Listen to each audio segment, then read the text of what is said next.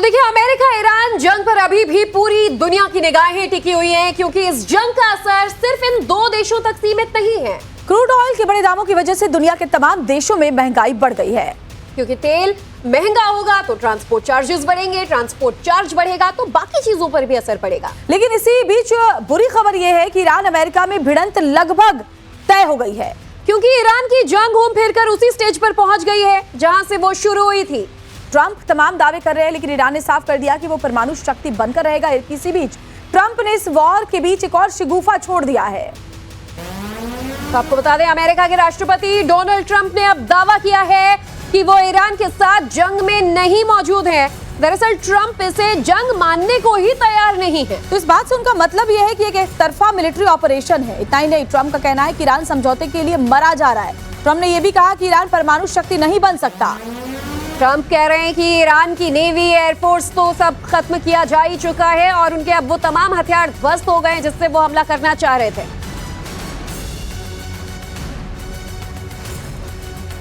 हालांकि भले ही ट्रंप इसे जंग नहीं मान रहे, लेकिन कुछ आंकड़े शायद उनकी आंखें खोल दें। इस जंग में ईरान ने अमेरिका को कितना मारा, कितना नुकसान पहुंचाया, चलिए फैक्ट्स के साथ हम आपको बताते हैं। तो एक एक करके फैक्ट्स आपके सामने रखेंगे। फैक्ट नंबर 1 ये है कि युद्ध के दौरान अमेरिकी सैनिकों पर करीब 35 अरब डॉलर खर्च हुए हैं। जानकारी के मुताबिक पहले 12 दिनों में ही 16.5 अरब डॉलर खर्च हो गए थे। फैक्ट नंबर 2 की बात करें, रिपोर्ट्स के मुताबिक करीब 3 अरब डॉलर के अमेरिकी हथियार इस जंग में अभी तक तबाह हो चुके हैं। और इन हथियारों में सबसे अहम जो थे F-15, KC-135 भी शामिल हैं। फैक्ट नंबर 3 ये है कि खाड़ी देशों में 17 से ज्यादा यूएस बेस टारगेट किए गए, जिनमें भारी नुकसान पहुंचा है। वहां भी मरम्मत पर अरबों डॉलर का खर्चा हुआ। और फैक्ट नंबर 4 भी आपको बता देते हैं, थार्ड, पेट्रियट जैसे उसके तमाम रडार सिस्टम्स को भारी नुकसान पहुंचा। कई जगहों पर इनके भी ध्वस्त होने की खबर है। और अगला फैक्ट ये है कि इस जंग में अब तक 15 अमेरिकी सैनिकों की भी मौत हो चुकी है। तो छठवां अहम पॉइंट समझिए कि रिफ्यूलिंग एयरक्राफ्ट क्रैश में और 7 ईरानी हमलों में अमेरिका को काफी नुकसान झेलना पड़ा। और हमारे साथ 2 खास मेहमान जुड़े हुए हैं। कर्नल उत्कर्ष राठौर हमारे साथ जुड़े हुए हैं और साथ ही हमारे साथ आगे जुड़ेंगे एक और खास मेहमान। लेकिन पहले कर्नल राठौर, आपसे समझना चाहूंगी कि भले अमेरिका ये कह रहा है कि ये पूरा का पूरा जो जिसे हम वॉर कह रहे हैं वो एक मिलिट्री ऑपरेशन था जो कि अमेरिका की तरफ से एक तरफा लड़ा गया, ईरान उस जंग में कहीं था ही नहीं, क्या आप इत्तेफाक रखते हैं? क्योंकि कम से कम जो आंकड़े, जो फैक्ट हमने सामने रखे वो तो बताते हैं कि ईरान ने अमेरिका को कितना नुकसान पहुंचाया, उसकी सैन्य क्षमता पर भी और उसकी एक ग्लोबल छवि पर भी।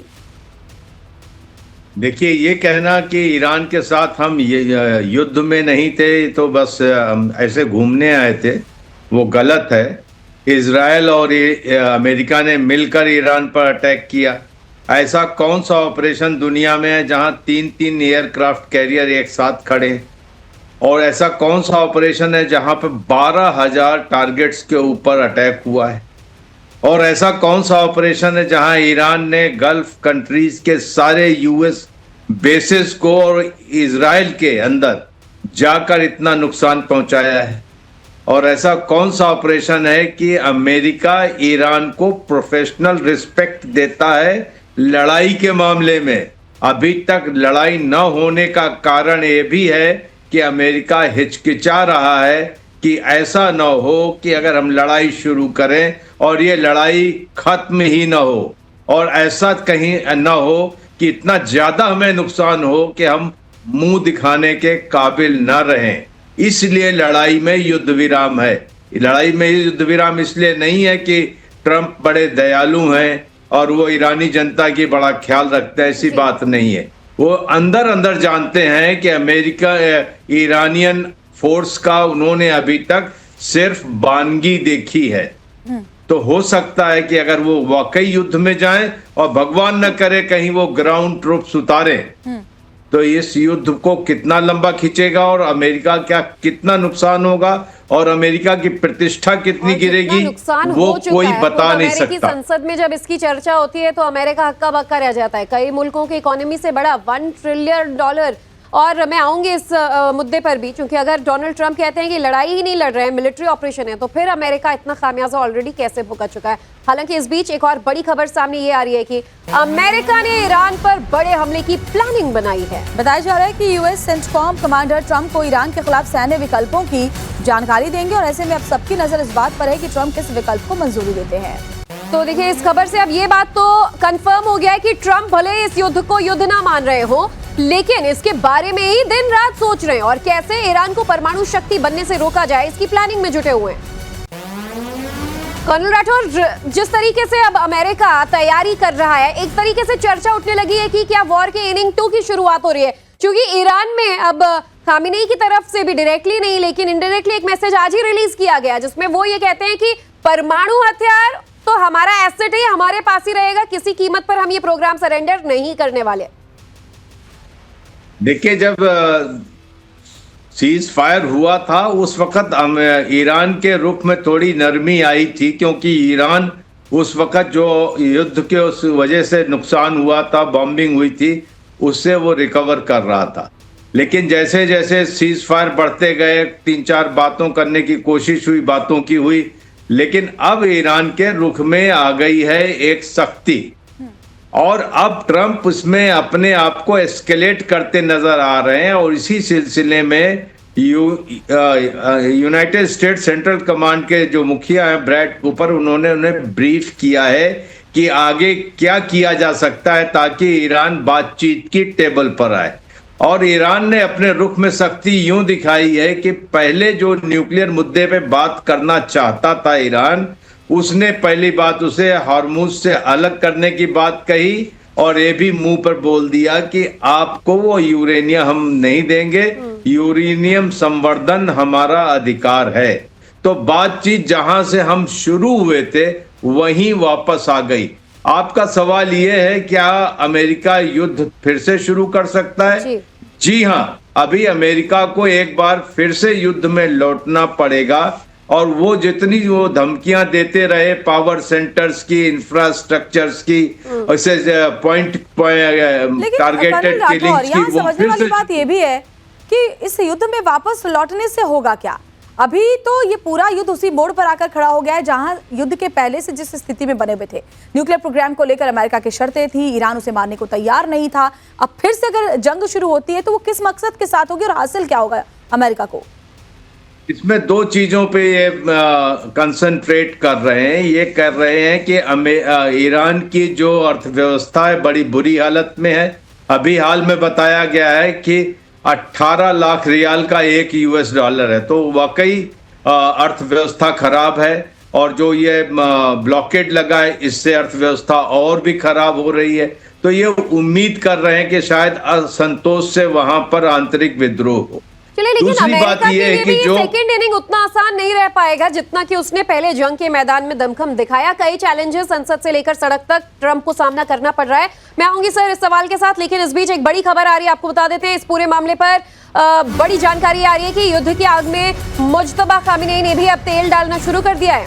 ईरान ने अमेरिका को सीधी चेतावनी दी कि एटमी ताकत नहीं छोड़ेगा ईरान। मिसाइल और ड्रोन ईरान की पूंजी है। और ये बात मुज्तबा इसलिए भी कह रहे हैं क्योंकि तमाम अमेरिकी प्रतिबंध झेलने के बाद भी ईरान ने दुनिया के सबसे एडवांस हथियार बनाए हैं। खासकर ड्रोन के मामले में तो ईरान दुनिया के सबसे आधुनिक देशों की कतार में खड़ा नजर आता है। वहीं मुज्तबा ने यहाँ तक कह दिया कि वो किसी भी कीमत पर एटमी हथियार नहीं छोड़ेंगे। बड़ी खबर एक और सामने आ रही है। अमेरिका ईरान जंग से जुड़ी एक और बड़ी खबर। दोनों देशों के बीच जंग के 60 दिन पूरे हो गए हैं और ऐसे में ईरान से जंग जारी रखने के लिए ट्रंप को अब संसद से मंजूरी लेना अनिवार्य हो जाता है। अब 1 मई की डेडलाइन ने ट्रंप की टेंशन को बढ़ा दिया है, लेकिन अब इसी मामले को लेकर एक नया बखेड़ा भी शुरू हो चुका है। तो ट्रंप के संसद में खुद अब ये कहा गया है कि कितना नुकसान अमेरिका को झेलना पड़ा है, और एक 60 डेज डेडलाइन की भी बात थी। जो अब 2 महीने का वक्त था जंग का, वो खत्म हो गया है, लेकिन ट्रंप सरकार ने कुछ स्टैंड भी लिया है। दरअसल इसको इसे समझिए कि किसी भी जंग को शुरू अगर किया जाता है तो 60 दिन के अंदर उसके लिए फिर मंजूरी संसद से लेनी पड़ती है अमेरिका में। और अब सवाल ये भी है कि क्या ट्रंप सरकार तानाशाही पर उतर आई है, और ऐसा हम क्यों कह रहे हैं समझिए। दरअसल ईरान से जंग को लेकर अमेरिका में एक कानूनी फेस पचता नजर आ रहा है। तो ये पेच फंसेगा और राष्ट्रपति ट्रंप ने संसद से अब तक मंजूरी नहीं ली है, जो कि 60 दिनों के अंदर लेना अनिवार्य होता है। ट्रंप सरकार का कहना है कि वो ईरान के साथ युद्ध में है ही नहीं, और सीज फायर की वजह से 60 दिन की डेडलाइन रुकी हुई है। यानी कि सीज फायर है तो वो जो 60 दिन की डेडलाइन है उसे भी आगे बढ़ जाना चाहिए, ये ट्रंप कहना चाहते हैं। इधर ट्रंप सरकार का कहना यह भी है कि अभी ना बमबारी कर रहे हैं, ना फायरिंग हो रही है, शांति की कोशिशें जारी है। वहीं अमेरिका के 60 दिन के अंदर संसद से मंजूरी लेने का नियम है। अगर आप किसी युद्ध में हैं तब ये नियम लागू होना ही पड़ता है। इसे यूएस वॉर पावर्स एक्ट कहते हैं और इसके मुताबिक ये मंजूरी मिलना अब अनिवार्य है। और वहीं ट्रंप के इस फैसले के खिलाफ डेमोक्रेटिक पार्टी के नेता भी उतर आए हैं। यानी एक तरफा फैसले आप नहीं ले सकते, आपको सदन से मंजूरी लेनी पड़ेगी। सेनेटर टिम केन का कहना है कि कानून में ऐसा कोई नियम नहीं है। वहीं सेनेटर एडम शिफ ने यह भी कहा है कि 2 महीने के युद्ध में कई अमेरिकी सैनिकों की मौत हो चुकी है और इसके साथ ही उन्होंने कहा कि अब तक अरबों रुपए खर्च हो चुके हैं, इसलिए युद्ध को अब खत्म हो जाना चाहिए। तो ऐसे में अब आगे क्या होगा ये साफ नहीं है। अगर कांग्रेस कोई प्रस्ताव लाती है तो उसे मंजूरी मिलना भी मुश्किल हो जाएगा और राष्ट्रपति उसे खारिज भी कर सकते हैं। इसलिए ये मामला बड़ा कानूनी विवाद बन गया है। कहा जा रहा है कि जंग जारी रखने के लिए ट्रंप प्रशासन ने प्रस्ताव इसलिए भी पेश नहीं किया क्योंकि प्रस्ताव खारिज होने का उन्हें डर था। और देखिए, इसी सवाल के साथ मैं कर्नल राठौर वापस आपके पास आ रही हूँ। जिस सवाल पर हमने अभी चर्चा को खत्म किया था वो ये कि अमेरिका के लिए चैलेंजेस पहली बार के मुकाबले अब और ज्यादा होंगे। डोनाल्ड ट्रंप रोजाना फैसले सुना रहे थे, मिलिट्री को आदेश दे रहे थे, लेकिन अब की बार वॉर के मैदान में उतरते हैं तो ये सब नहीं कर पाएंगे।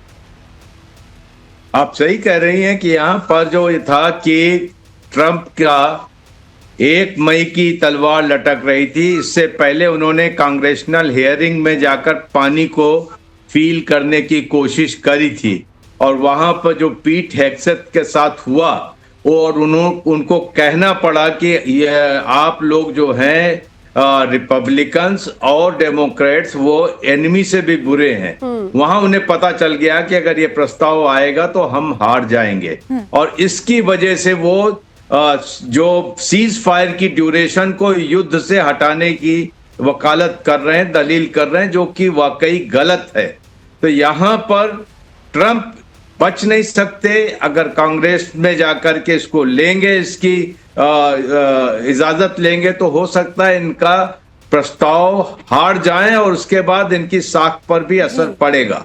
अगर ये युद्ध नहीं तो और क्या है, जब 3-3 एयरक्राफ्ट कैरियर आपने लगा रखे हैं और रोज आपकी ब्रीफिंग्स हो रही हैं और रोज आप उसमें नई चीजें ऐड कर रहे हैं, तो इसके अंदर में ट्रंप फंसते हुए नजर आ रहे हैं और वो अपने मन से अंदर से भी उठ रहे हैं कि आखिर ये बेमकसद का जो अमेरिका के लिए बिल्कुल भी जरूरी नहीं था, गैर वाजिब था, उस पर अमेरिका ने अपना इतना एफर्ट, अपना इतना पैसा और साथ ही अपने सैनिकों की जान क्यों खर्च की। इस बीच बड़ी खबर ये कि स्ट्रेट ऑफ हॉर्मुज से जुड़ी इस वक्त की बड़ी जानकारी, नया समुद्री गठबंधन बनाने की तैयारी में जुटे हुए हैं। तो देखिए, अब एक नए विकल्प पर अमेरिका काम करने लगा है। हॉर्मुज स्ट्रेट को फिर से खोलने के लिए एक नया प्लान तैयार कर रहे हैं जिसमें ग्लोबल मंच तैयार किया जाएगा समुद्री कानून को लेकर और इसमें ये यहाँ से गुजरने वाले या अलग अलग जगहों से गुजरने वाले तमाम जहाजों की सिक्योरिटी को लेकर नियम कायदे बनाने की बात कही जा रही है। दरअसल जो पुराने साथी थे अमेरिका के, उन्होंने साथ नहीं दिया, फिर चाहे वो तमाम यूरोपियन कंट्रीज हो, नाटो सदस्य देश हो, इन लोगों ने अपना पल्ला झाड़ लिया। उन्होंने कहा कि जंग आपने शुरू की थी तो इसे खत्म आप कीजिए।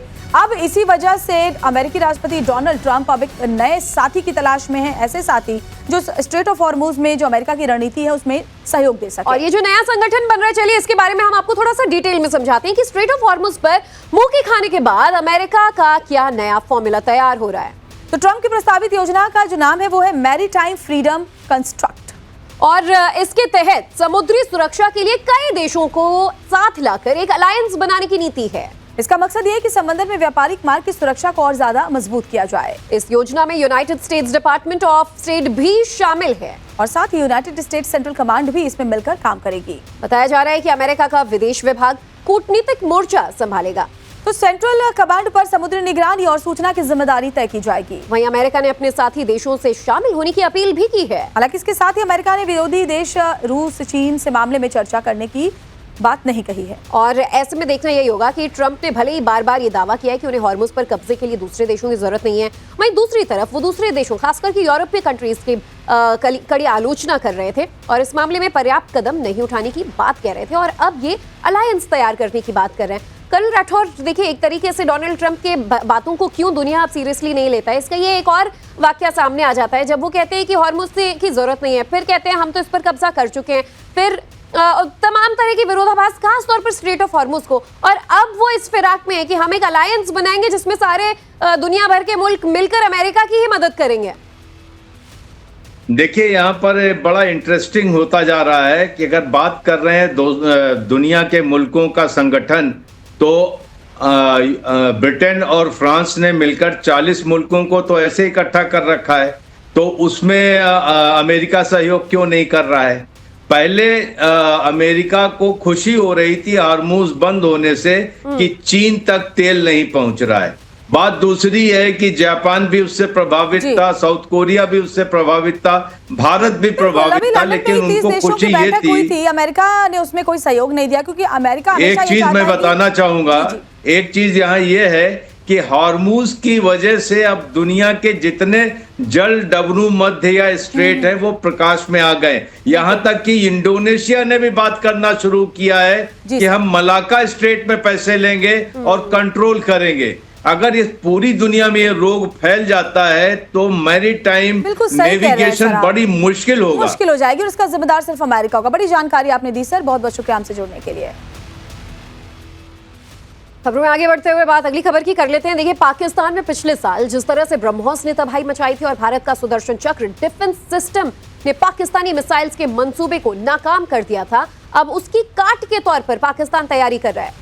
पाकिस्तान ने अभी फतह 2ER का टेस्ट भर किया था कि उसे DRDO ने एक और तगड़ा झटका दे दिया है। इंडियन नेवी और DRDO ने ऐसी indigenous naval short range anti ship missile का सफल लॉन्च किया है कि पाकिस्तान के समझिए होश फाख्ता हुए। क्या खासियत इस मिसाइल की और क्यों कांप रहा है पूरा मुनीर गैंग, इसके लॉन्च से देखिए इस रिपोर्ट में। जब से पाकिस्तान ने हिंदुस्तान की ताकत की तस्वीरें देखी हैं, उनकी सांसें अटक गई हैं, टांगे कांप रही हैं, पैरों तले जमीन खिसक रही है। पहले से तय मान लिया है कि इंडिया ने अगर गलती से भी इस मिसाइल को पाकिस्तान की तरफ मोड़ दिया तो उसका चैप्टर क्लोज हो जाएगा। कुछ घंटे पहले ही पाकिस्तान ने फतह 2 मिसाइल की लॉन्चिंग करके गीदड़ भभकी वाला मैसेज देने की कोशिश की थी, लेकिन उसे जवाब मिल गया और जवाब दिया हिंदुस्तान की स्वदेशी टेक्नोलॉजी से बने इस मिसाइल ने। DRDO और इंडियन नेवी ने नई एंटी शिप मिसाइल का सफल परीक्षण किया है। इस शॉर्ट रेंज की एंटी शिप मिसाइल NASM-SR को एक हेलीकॉप्टर से ओडिशा के तट पर लॉन्च किया गया। इसके जरिए भारत ने साल्वो लॉन्च क्षमता को परखा, यानी एक लॉन्चर से कम समय में ज्यादा मिसाइलें दागना। ये तकनीक दुश्मन के रडार सिस्टम को चकमा दे सकती है। ओडिशा के चांदीपुर की टेस्ट रेंज में लगे रडार, इलेक्ट्रो ऑप्टिकल सिस्टम और टेलीमेट्री के जरिए मिसाइल की पूरी उड़ान और निशाने को ट्रैक किया गया। ये मिसाइल नेवी की ताकत को और बढ़ाएगी, साथ ही समुद्र में दुश्मन पर सटीक हमले की क्षमता और बढ़ाएगी। कुछ घंटे पहले तक जो पाकिस्तान फतह 2 के लॉन्च पर हवा में गुलाटियां मार रहा था, अचानक उसके सुर बदले नजर आने लगे हैं। वजह है इंडियन नेवी की short range anti ship missile, क्योंकि पाकिस्तान को पता है कि अब समंदर में उसके जहाज़ों पर भी हिंदुस्तान सटीक निशाना लगा सकता है। लेकिन अब देख लिया ना बड़बोला बनने का नतीजा। भला जिस मुल्क की इकोनॉमी पहले से चौपट हो, जहां आतंकियों को तैयार करने पर मोटा पैसा खर्च होता हो, जहां का हुक्मरान सिर्फ अपनी जेबें भरने और मुल्क को बेचने में लगा हो, और दूसरी तरफ हिंदुस्तान जो दुनिया की चौथी बड़ी इकोनॉमी और सैन्य ताकत का क्या ही मुकाबला, ऊपर से प्लानिंग ऐसी कि पाकिस्तान किसी भी मामले में टिक न पाए। वो कहावत है ना कि तू डाल डाल मैं पात पात। पाकिस्तान के लिए हिंदुस्तान का जवाब यही है। कुल मिलाकर पाकिस्तान उधार लिए पैसे और भीख की टेक्नोलॉजी पर चाहे जितना भी कूद ले, लेकिन हिंदुस्तान के आगे उसकी हवा निकलनी तय है। Bureau report, times now Bharat.